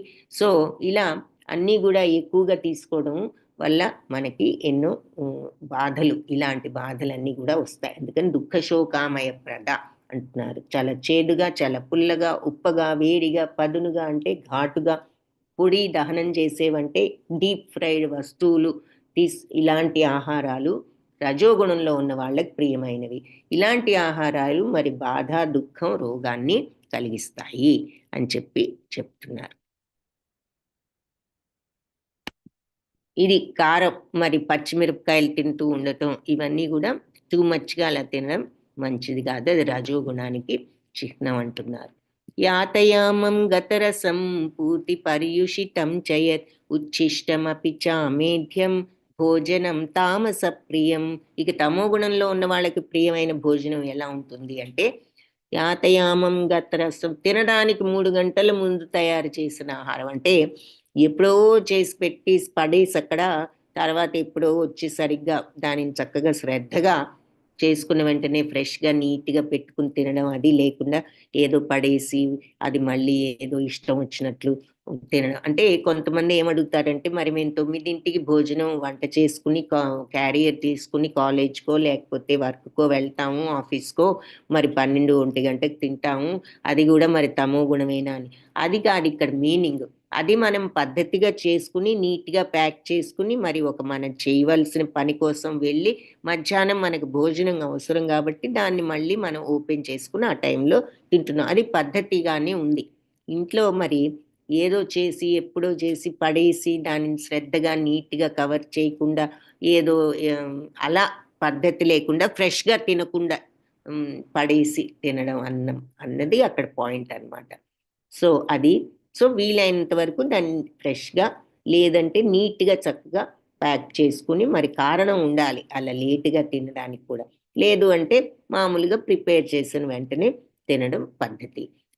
రుచి లేనివి, కుళ్ళినవి, వాసన పట్టినవి మరియు ఇతరులు తినగా మిగిలినవి, అంటే ఇవన్నీ అన్నమాట. అంటే ఒక పద్ధతి లేకుండా ఇష్టం వచ్చినట్లు ఇప్పుడు ఇక్కడ పిజ్జా ఉంది అలా పడేసి దాని తర్వాత ఎప్పుడో 4 hours తర్వాత మళ్ళీ వచ్చి ఇంకో ముక్క తినడం, దాన్ని నీట్గా కనీసం పెట్టడం అనేది ఒకటి ఉండాలి. సో అలా ఇలా పడేసి ఈ రకంగా తినడం తమో గుణ లక్షణం అని చెప్తున్నారు. ఇతరులు తినగా మిగిలినవంటే పట్టించుకోకుండా, శుభ్రత లేకుండా నీట్గా మనం పెట్టుకుని మనం తిని మనం శుభ్రంగా వేస్ట్ చేయకుండా ఉండకుండా మళ్ళీ మిగిల్చి పడేసి దాన్ని మళ్ళీ వచ్చి తీసుకోవడం, ఇలా పద్ధతి లేకుండా తినడం అన్నమాట. అంటరాని వస్తువులంటే మరి మీట్ ఈటింగ్ ఇటువంటివి, వాటితో కూడిన ఆహారం తమో గుణం ఉన్న వాళ్లకు ప్రియమైనది. సో ఇక్కడ మరి తమో గుణాహారం, మాంసాహారం లాంటివి తింటే మరి ఆరోగ్యానికి మంచిది కాదు. మరి సాత్వికాహారం, కాయగూరలు, పళ్ళు తింటే ఇలా హెల్తీగా ఉండొచ్చు. సో మనం తిన్న దానిని బట్టి మన యొక్క స్వభావం కూడా మారుతూ ఉంటుంది. సో సాత్వికాహారం మరి ఏమిటి అంటే కాయగూరలు, పళ్ళు ఇవన్నీ చూసాం, మరి ధాన్యాలు, ఇదంతా సాత్విక. రజోగుణ ఆహారం ఉందంటే మరి టూ మచ్ కారాలు, మరి ఘాటులు, కాఫీ ఎక్కువ తాగడం, తర్వాత మరి ఇవన్నీ రజోగుణం. స్వీట్స్ ఎక్కువగా తినడం. తమో గుణం ఉందంటే ఇక అన్నీ టూ మచ్, ఇలా విపరీతమైన ఫ్యాట్తో ఉండడం, మరి కోక్లు ఇటువంటి బ్యాడ్ డ్రింక్స్ తీసుకోవడం, మాంసాహారం, ఈ మీట్ ఈటింగ్, తర్వాత ఐస్ క్రీమ్ ఉందంటే 1, 2, 3 స్కూప్స్ అలా విపరీతంగా తినడం, ఎక్కువ తినడం, ఇదంతా తమోగుణ ఆహారం. సో ఈ సాత్వికాహారం తిన్నప్పుడు సత్వగుణం వృద్ధి అవుతుంది. ఆ సత్వగుణం అంటే మరి బ్యాలెన్స్డ్గా ఉంటాం, ఎప్పుడు కూడా సరి అయినటువంటి ఆలోచనలతో, శాంతంతో, ఒక స్వచ్ఛతతో ఉంటాం సత్వగుణం ఉన్నప్పుడు. రజోగుణం ఉన్నప్పుడు మరి ఇలాంటి రాజసిక ఆహారం రజోగుణాన్ని పెంచితే ఎప్పుడు ఆందోళన, ఏదో కావాలనే తపన, మరి ఎప్పుడు కూడా స్థిరత్వం లేకుండా ఉండటం, విపరీతమైన కోరికలు, దాంతో ఇలా మనకు మనశ్శాంతి లేకుండా ఆందోళనతో ఉండడం. తమో గుణం ఉన్నప్పుడు ఇక అసలు ఏది చేసి ఆలోచించేటటువంటి శక్తి లేకుండా ఉండటం, ఇలా జడత్వంతో, అంటే ఏ పని చేయకుండా బద్ధకంగా ఉండటం, మరి ఎప్పుడు ఏదో ఎవరి మీదో కోపం, మనమే నెగిటివ్ ఫీలింగ్స్తో ఉండటం, డల్నెస్, ఇదంతా తమో గుణం అన్నమాట. సో ఆహారాన్ని బట్టి కూడా ఈ లక్షణాలు డెవలప్ అవ్వచ్చు అంటున్నారు. ఇప్పుడు సో ఆహారం చూసాం, శ్రద్ధ చూసాము, శ్రద్ధ, ఆహారం. ఇప్పుడు యజ్ఞం ఏమిటో చూద్దాం. అఫలాకాంక్షిభిర్యజ్ఞో విధి దృష్టోయ ఇజ్యతే యష్టవ్యమేవేతి మనః సమాధాయ స సాత్వికః. అఫలాకాంక్షిభిర్యజ్ఞం అంటే ఫలితం మీద కాంక్ష లేకుండా, ఫలాసక్తి లేకుండా, విధి దృష్టో అంటే నా బాధ్యత అనే దృష్టితో ఇజ్యతే చేసినటువంటి యజ్ఞం అది యష్టవ్యమేవేతి మనః దృఢ సంకల్పంతో ఇలా చేసే యజ్ఞం సాత్విక యజ్ఞం, సత్వగుణ యజ్ఞం. సో శాస్త్ర గ్రంథాల ఆదేశాల ప్రకారం అంటే శాస్త్రాలు చెప్పిన విధంగా మన బాధ్యత అనుకుంటూ ప్రతిఫలం లేకుండా మనసులో దృఢ సంకల్పంతో చేసే యజ్ఞం, ప్రతిఫలం కోరుకోకుండా ఇది నా డ్యూటీ అందుకు చేస్తున్నాను, ఇదేదో అది కావాలి ఇది కావాలని చేస్తున్నాను అనుకోకుండా ఇది నా బాధ్యత కోసం కాబట్టి నేను చేస్తున్నాను, ఈ పని నేను చెయ్యాలి, ఇది నా డ్యూటీ అనుకుని చేస్తా. అంతేగాని ఇది చేస్తే అదొస్తుంది ఇది వస్తుంది అనే భావంతో కాదు, ఈ భావంతో ఇది బాధ్యత అనుకుంటూ దృఢ సంకల్పంతో చేయగలిగినప్పుడు అది యజ్ఞము అని చెప్తున్నారు. సో సాత్విక యజ్ఞం అంటే మెయిన్ పాయింట్ ప్రతిఫలం మీద ఆసక్తి లేకుండా ఇది నా బాధ్యత అనుకుని ఏ పనైనా చేయగలగటం. సరే, ఇంకొక మాట ఏమిటంటున్నారంటే ఈ కలియుగంలో సంకీర్తన యజ్ఞం మనం చేయవలసిన ఒక యజ్ఞం, హరే కృష్ణ భగవన్నామాన్ని జపించడం. చైతన్య మహాప్రభుని చూపిస్తున్నారు. అభిసంధాయతు ఫలం దంబార్థమపి చైవయత్ ఇజ్యతే భరత శ్రేష్ఠ తం యజ్ఞం విద్ధి రాజసం. సో భరత శ్రేష్ఠ ప్రతిఫలాపేక్షతో అహంకారం కోసం చేసే యజ్ఞం రజోగుణ యజ్ఞం అని దాని యొక్క స్వభావం అని తెలుసుకో అంటున్నారు. సో రజోగుణ యజ్ఞం ఎలా ఉంటుంది మరి కరెక్ట్గా ఆపోజిట్ అనమాట. అక్కడేమో సత్వగుణ యజ్ఞం అయితే ప్రతిఫలం మీద ఆపేక్ష లేకుండా నా బాధ్యత అనుకుని చేస్తున్నాం. ఇక్కడ ప్రతిఫలం కోసమే అహంకారంతో చేస్తున్నాం అన్నమాట. బాధ్యత అని అనుకోకుండా పైగా గర్వంతో చేస్తున్నాము. దేనికి? ఏదో ప్రతిఫలం కోసం చేస్తున్నాం. అలాంటిది రజోగుణ యజ్ఞం. ఇక్కడ ఎగ్జాంపుల్ ఏం చూపిస్తున్నారు? అవతల వాళ్ళకి డబ్బులు ఇస్తున్నాడు కానీ అహంకారంతో ఇస్తున్నాడు. తర్వాత అందరూ నన్ను పొగడాలి అనేటటువంటి అపేక్ష, ఆ కోరికతో చేస్తున్నాడు. సో అందుకని అదొక ఎగ్జాంపుల్గా రజోగుణ యజ్ఞం అనమాట. అది ప్రతిఫలం కోసం చేసేటటువంటి యజ్ఞం. విధిహీనం అసృష్టాన్నం మంత్రహీనం అదక్షిణం శ్రద్ధా విరహితం యజ్ఞం తామసం పరిచక్షతే. విధిహీనం.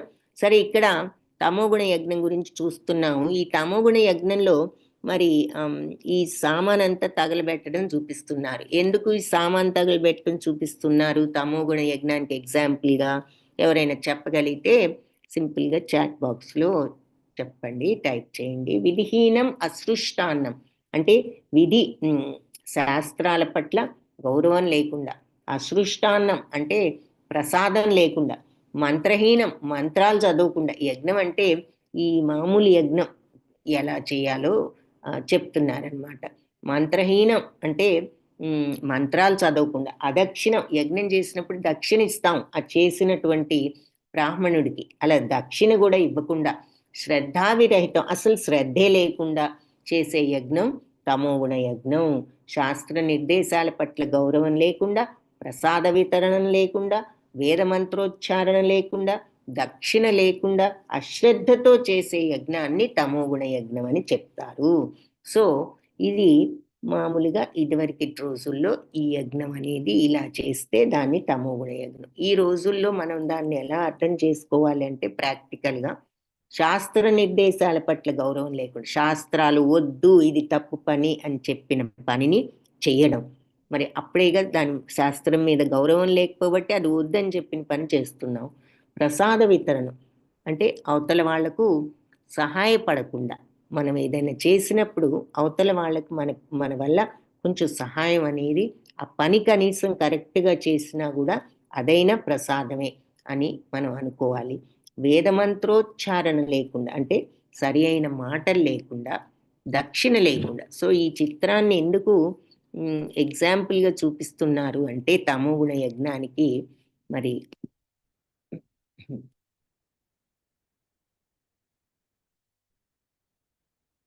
ఓకే, ఇంకా ఆన్సర్స్ ఏమి రాలేదు.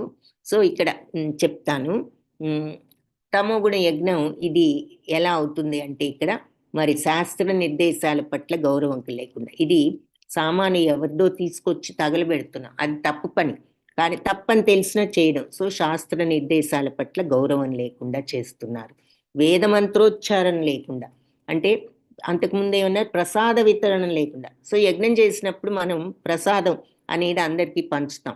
ఇక్కడ ప్రసాదం పంచిపెట్టకపోగా వాళ్లకున్న ప్రసాదాన్ని మనం పాడు చేస్తున్నాము. వేద మంత్రోచ్చారణ లేకుండా సరి అయిన పవిత్రమైన మాటలు పలికే బదులు ఇలా చెడు భావాలతో, చెడు మాటలతో మనం ఈ పని చేస్తున్నాం. సో అది వేద మంత్రోచ్చారణ లేకుండా, అంటే దక్షిణ లేకుండా. మరి మనం చేసినటువంటి వాళ్ళ కృతజ్ఞతగా కొంత దక్షిణ ఇస్తాం, అది లేకపోగా వాళ్ళకున్నది కూడా నాశనం చేస్తున్నాం వాళ్ళని తీసుకొచ్చి. ఇలా అశ్రద్ధతో సరి అయినటువంటి పద్ధతిలో లేకుండా చేసే యజ్ఞం తమోగుణ యజ్ఞం. కాబట్టి ఇలా అవతల వాళ్ళకి చెడు చేసే ఏ పనైనా కూడా అది తమోగుణ యజ్ఞంతో సమానం అని చెప్తున్నారనమాట. సో రజోగుణ యజ్ఞం ఏమో మనకి లాభం కలగాలి అని ఫలాసక్తితో చేసినప్పుడు రజోగుణ యజ్ఞం. ఇది నా బాధ్యత అనుకుంటూ మనం చేయగలిగినప్పుడు, ప్రతిఫలం మీద ఆసక్తి లేకుండా ఇది నా డ్యూటీ అని చేయగలిగినప్పుడు సత్వగుణ యజ్ఞం. సో అది ఇక్కడ డిఫరెన్స్. సో అస్త్రీయంగా యజ్ఞం తమోగుణమే, అశాస్త్రీయంగా చేసింది కరెక్ట్. భీమేశ్వర చెప్పారు. సో శాస్త్రాలు వద్దు అని చెప్పిన పనులను, తప్పు అని చెప్పిన పనులను కూడా ఇలా చేసి అవతల వాళ్లకు నష్టం కలిగించే పనులు, ఇది తమోగుణ యజ్ఞం. దేవద్విజ గురు ప్రాజ్ఞ పూజనం శౌచమార్జవం బ్రహ్మచర్యం అహింసాచ శారీరం తప ఉచ్యతే. దేవతలను, ద్విజులు అంటే బ్రాహ్మణులను, గురువులను, ప్రాజ్ఞులు తెలిసిన పెద్దవాళ్ళను, అన్నీ తెలిసిన వాళ్ళను, పూజనం శౌచం ఆర్జవం పూజించడం, అటువంటి వాళ్ళని పూజించడం, శౌచం పవిత్రంగా ఉండడం, మనస్సును బుద్ధిని కూడా చాలా శుద్ధంగా ఉంచుకుని చెడు ఆలోచనలు లేకుండా ఉండడం. అలాగే బ్రహ్మచర్యం అంటే గృహస్థులకు సంతానం కలగాలి కాబట్టి వాళ్ళు అలా గృహస్థాశ్రమంలో ఉండొచ్చు వాళ్ళ సంతానం కలిగే వరకు, తర్వాత బ్రహ్మచర్యాన్ని అవలంబించవచ్చు. సో గృహస్థులందరూ మరి మనకి ఇది కుదరదా అనుకోవడానికి అర్థం ఏంటి అంటే వేరే చెడు సంబంధాలు లేకుండా ఈ రకంగా పవిత్రంగా ఉండొచ్చు, అది బ్రహ్మచర్యం అని కరెక్ట్గా ఉండడం అని చెప్పుకోవచ్చు అని చెప్తారు భాష్యంలో. అహింస ఏమో మరి ఏ జీవిని కూడా హింసించకుండా ఉండడం, ఎవరిని కూడా మాటలతో కూడా హింసించకుండా ఉండడం, ఇవన్నీ శరీరంతో చేసే తపస్సులు. సో పెద్దవాళ్లను, భగవంతుణ్ణి, బ్రాహ్మణుల్ని, గురువుల్ని, తల్లిదండ్రులు లాంటి పెద్దలందరినీ పూజించడం, పవిత్రంగా ఉండడం, శుచిత్వం, సరళత్వం, బ్రహ్మచర్యం, అహింస, ఇవన్నీ కూడా శారీరక తపస్సు. అంటే ఏమిటి? బిహేవియర్ అన్నమాట. ఎలా ప్రవర్తించాలి, భగవంతుణ్ణి, పెద్దవాళ్లను, బ్రాహ్మణుల్ని, గురువుల్ని, తల్లిదండ్రుల్ని అందరినీ గౌరవించడం, పవిత్రమైన మనస్సుతో, ఆలోచనలతో ఉండడం, మరి సరళత్వంతో ఉండడం, బ్రహ్మచర్యం, అహింస, ఇవన్నీ కూడా ఉండాలి. అది శారీరక తపస్సు. ఇకపోతే మానసిక తపస్సు, వాక్ తపస్సు ఏమిటో చూద్దాం.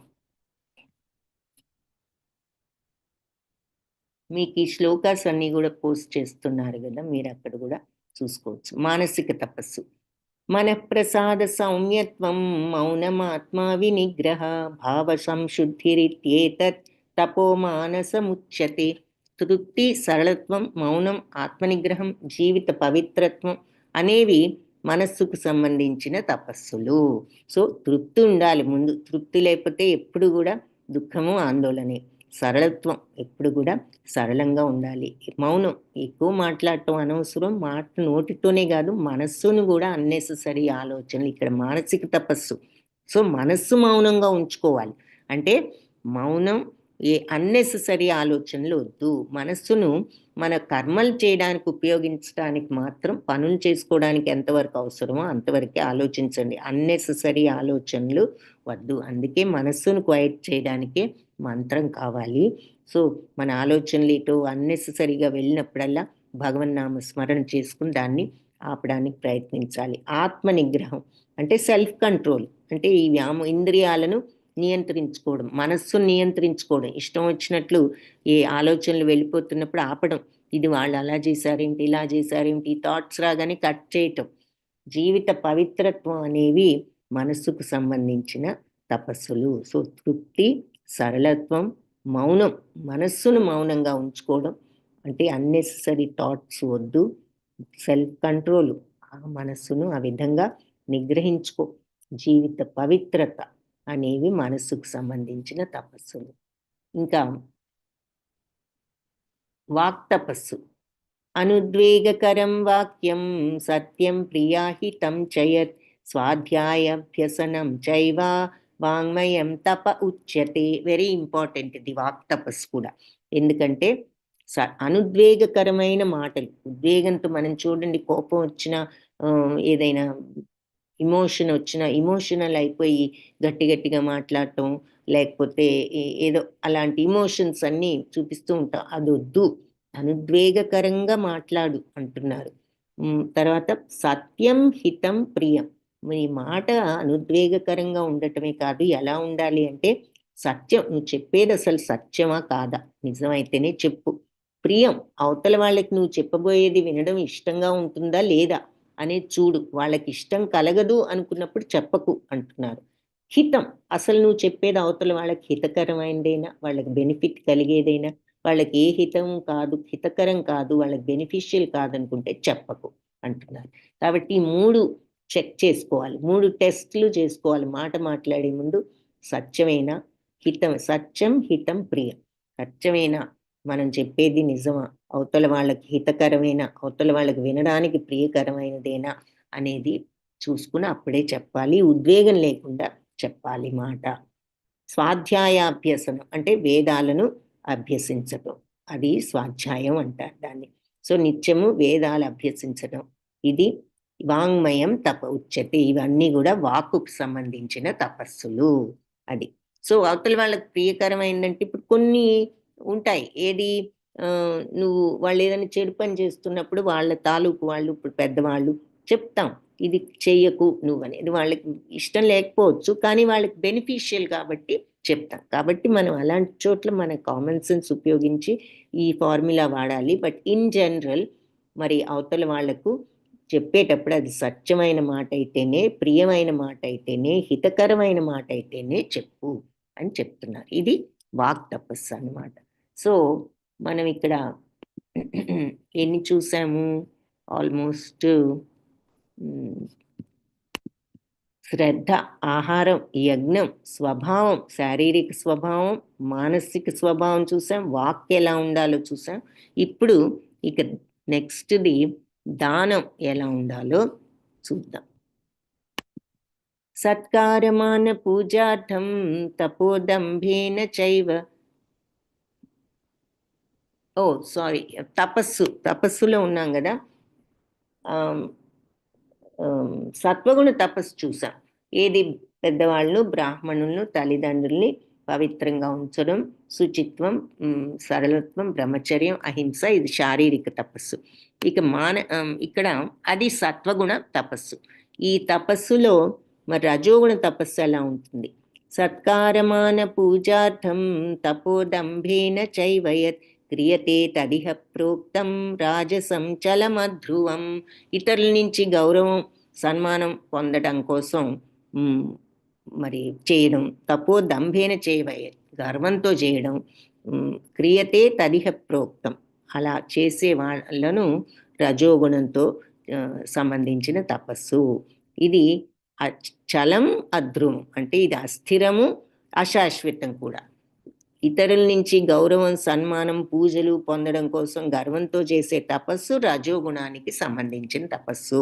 ఇది అస్థిరం, అశాశ్వతం, దీనివల్ల వచ్చే బెనిఫిట్స్ అంటున్నారు. ఇక్కడ ఒక వ్యక్తి మరి కంప్యూటర్లో మొహం దూచేసి చాలా సీరియస్గా పనిచేస్తున్నాడు, అది మంచిదేగా, పాపం శ్రద్ధగా పనిచేస్తున్నాడు అనుకుంటాం, మంచిదే, కానీ ఏ భావంతో చేస్తున్నాడు అన్నది ముఖ్యం అన్నమాట. ఎందుకు చేస్తున్నాడు అంత ఇదిగా అంటే అందరితో పోడించుకోవాలని, వాళ్ళందరికంటే ఫస్ట్ నేనే ఫినిష్ చేస్తే అబ్బాయి ఇతను ఎంత తొందరగా చేశాడని అందరూ పోతారు అనే భావంతో చేస్తున్నాడు.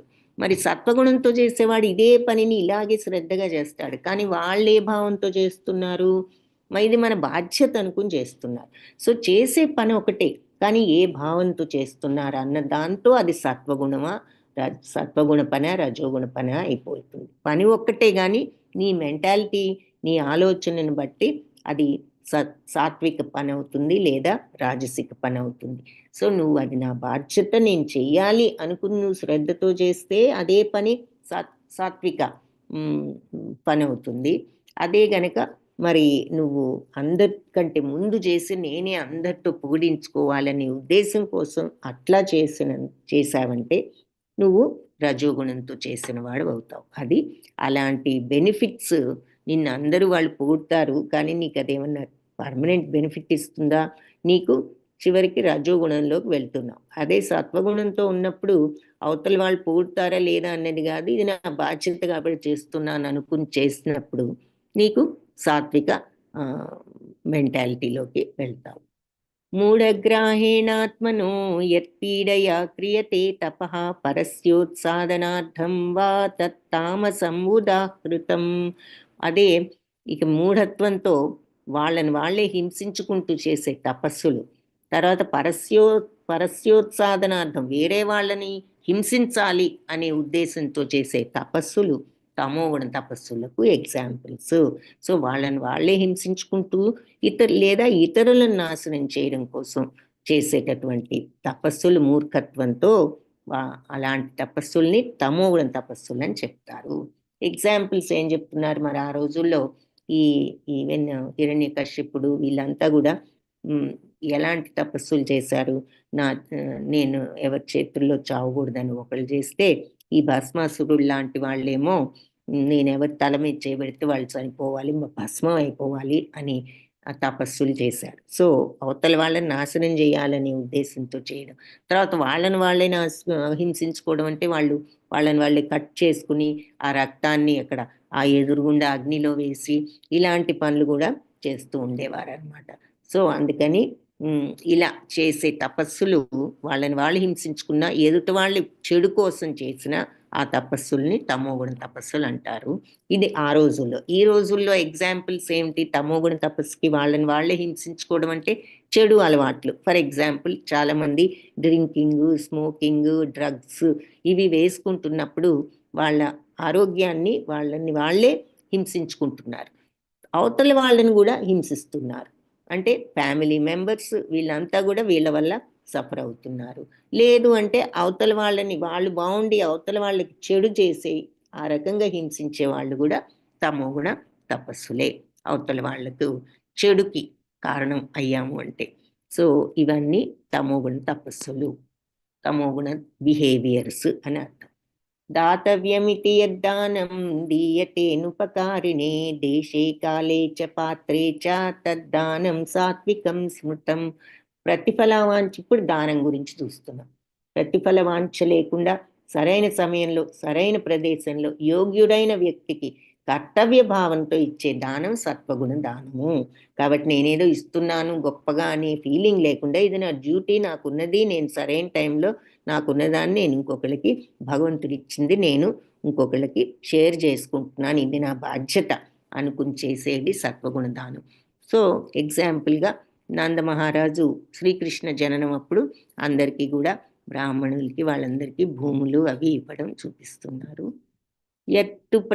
ఇక రజోగుణ దానం. యత్తు ప్రత్యుపకారార్థం ఫలముద్దిశ్య వా పునః దీయతే చ పరిక్లిష్టం తద్దానం రాజసంస్మృతం.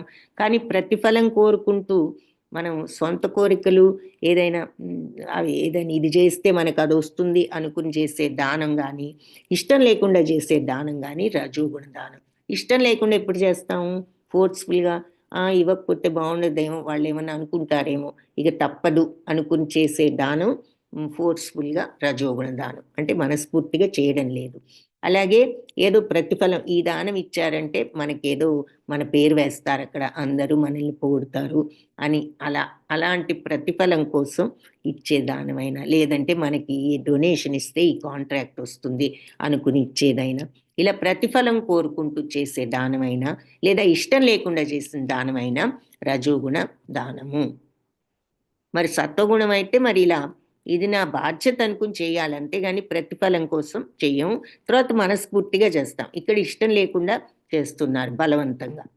అదేశకాలే యద్దానం అపాత్రేభ్యశ్చ దీయతే అసత్కృతం అవజ్ఞాతం తత్తామసం ఉదాహృతం. ఇక తమోగుణ జ్ఞానం ఎలా ఉంటుందంటే ఆదేశకాలే అంటే అనుగాని ప్రదేశంలో ఇచ్చే ఆ దానం అపాత్రేభ్య అంటే అపాత్రుడికి అంటే ఇవ్వకూడని వాడికి ఇచ్చేది, అసత్కృతం తర్వాత గౌరవం లేకుండా అవతల వాళ్ళ మీద అవజ్ఞాతం వాళ్ళకి అవమానకరంగా ఇచ్చే దానం తమోగుణ దానము. కాబట్టి ఇక్కడ ఏం చెప్తున్నారంటే ఇచ్చేటప్పుడు కూడా అవతల వాళ్ళని అవమానపూర్వకంగా ఇవ్వకూడదు. మనం ఏదో గొప్ప వాళ్ళు ఏదో తక్కువ అనే ఉద్దేశంతో అలా ఇవ్వకూడదు. అలా ఇచ్చినప్పుడు అది తమోగుణ దానం అంటున్నారు. సో అవతల వాళ్ళ మీద గౌరవంతో మనం పద్ధతిగా ఇవ్వాలి ఆ దానాన్ని. ఆ తర్వాత అనువుగాని చోట అపాత్రుడికి అగౌరవంగా కూడా ఇవ్వకూడదు. అనువుగాని చోట అపాత్రుడి కంటే మన కామన్ సెన్స్ ఉపయోగించాలి. ఇక్కడ ఇతను డ్రగ్స్ కోసం మనీ అడుగుతున్నాడు, మనం అతనికి ఇచ్చామంటే ఏం చేస్తాడు, మళ్ళీ ఆ డ్రగ్స్ కోసమే వేస్ట్ చేసుకుంటాడు. అతని యొక్క ఆరోగ్యం కూడా ఆల్రెడీ చెడిపోయి ఉంటుంది. కాబట్టి మనం ఇచ్చేటప్పుడు అలా కొంచెం కామన్ సెన్స్తో ఇవ్వాలి. చూసి అనుగాని చోట అపాత్రులకు ఇవ్వద్దు, అలాగే ఇచ్చేటప్పుడు అవమానకరంగా ఇవ్వద్దు. అలా ఇచ్చినట్లయితే అది తమోగుణ దానము. ఓం తత్సదితి నిర్దేశో బ్రహ్మణస్త్రివిధ స్మృతః బ్రాహ్మణాస్తేన వేదాశ్చ యజ్ఞాశ్చ విహితా పురా. సో సృష్టి ప్రారంభం నుంచి కూడా ఓం తత్సత్ అనే 3 పదాలు భగవంతుని సూచించడానికి వాడబడ్డాయి. ఈ భగవంతుడి యొక్క సంతృప్తి కోసం వేద పఠనం చేసేటప్పుడు, యజ్ఞాలు చేసేటప్పుడు బ్రాహ్మణులు ఈ 3 పదాలని కూడా ఓం తత్ సత్ అంటూ భగవంతుణ్ణి ఈ రకంగా సంబోధించారు. ఓం ప్రణవనాదం, తత్ ఆ సత్యము. సత్యం అంటే ఏమిటి? మార్పు లేనిది, నిత్యమైనది, శాశ్వతమైనది, అన్చేంజబుల్, ఎన్నాళ్ళున్నా కూడా అలాగే ఉండేది. అందుకే నిత్యము మార్పు లేనిది సత్. మరి మనందరం ఉన్నాము, ఇవాళ ఇలా ఉంటాము, మరి ఎన్నాళ్ళు ఉంటుంది ఈ బాడీ? కొన్నాళ్ళే ఉంటుంది. అలాగే ఏదైనా అంతే, పక్షి అయినా, చేపైనా, జంతువు అయినా, అలాగే మరి అసలు ఈ ప్రపంచమే ఎప్పటికీ ఉండదు. కాబట్టి ఎప్పటికీ ఉండేది ఏమిటి అంటే భగవంతుడు, ఆయన యొక్క అంశ అయిన ఆత్మ. కాబట్టి ఆయన సత్, ఎప్పటికీ మార్పు లేకుండా అలాగే ఉండేదే నిజమైనది, నిత్యమైనది. కాబట్టి సత్ అది. ఆ సత్ అంటే అర్థం అది మార్పు లేనిదని. అది ఎవరు అంటే భగవంతుడు. అందుకే ఆయన ఓ సత్యమా అంటూ ఋషులు ఓం తత్సత్, ఓ ఆ సత్యమా అని చెప్పి ఆ రకంగా సంబోధించారు. ఆయన్ని మించిన సత్యం లేదు అని. అశ్రద్ధయాహుతం దత్తం తపస్తప్తం కృతం చయత్ అసదిత్యుచ్యతే పార్థ నచ తత్ప్రేత్య నో ఇహ. ఇక భగవంతుడి మీద విశ్వాసం లేకుండా నువ్వు అశ్రద్ధతో చేసే హుతం అంటే యజ్ఞమైనా, దత్తం దానమైన, తపస్సు అయినా కృతం చేయత్ అసదిత్యుచ్యతే, అసత్ అనే చెప్తారు. నచ తత్ప్రేత్య నో ఇహ. అది పైలోకంలో కానీ ఇహలోకంలో కానీ నీకు అటువంటిది ఏది కూడా ఉపయోగం లేదు, నీకు ఏ బెనిఫిట్ ఇవ్వదు. కాబట్టి పార్థ, భగవంతుడిపై విశ్వాసం శ్రద్ధ లేకుండా నువ్వు ఏ యజ్ఞం చేసినా, దానం చేసినా, తపస్సు చేసినా అది అశాశ్వతమే, అది అసత్తే అని దాన్ని అసత్ అంటారు. కాబట్టి నువ్వు దానం చేయి, యజ్ఞం చేయి, తపస్సు చేయి, భగవంతుడి మీద విశ్వాసంతో చేయి. అది లేనప్పుడు ఈ జన్మలో కానీ మరు జన్మలో కానీ ఆ విశ్వాసం లేనప్పుడు ఎందుకు పనికిరాదు నువ్వు చేసిన యజ్ఞమైనా, దానమైనా, తపస్సు అయినా. సో అన్నిటికంటే ముఖ్యమైనది ఏమిటి అంటే భగవంతుడి పైన ఆ విశ్వాసం. ఇది నా బాధ్యత అనుకునేటటువంటి ఆ వినయం. హరే కృష్ణ కృష్ణ కృష్ణ హరే హరే, హరే రామ రామ రామ హరే హరే. ఈ గీతా పాఠంలో మనం నేర్చుకున్నది ఏమిటి అంటే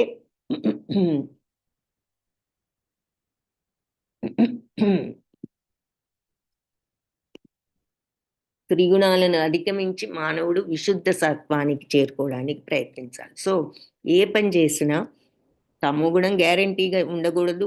రజోగుణం నుంచి కూడా సత్వగుణంలోకి వెళ్ళడానికి సాత్వికంగా చేస్తానికి ప్రయత్నించి, ఆ తర్వాత క్రమేణా ఆ శుద్ధ సత్వంలోకి నేను చేస్తున్నాననే భావన వదిలి, ఇది నా బాధ్యత అనే భావనను అలవర్చుకుని ఆ శుద్ధ సత్వంలోకి వెళ్ళగలిగినప్పుడు వెళ్ళడానికి ప్రయత్నించాలి. ఎందుకంటే అది భగవంతుడిని చేరుకునే మార్గం కాబట్టి మనం శుద్ధ సత్వానికి వెళ్ళడానికి ప్రయత్నించాలి అని చెప్పి మనం రకరకాలుగా ఎలా చెయ్యాలి, ఏ పని ఎలా చెయ్యాలి అన్నది ఇక్కడ చూసాము.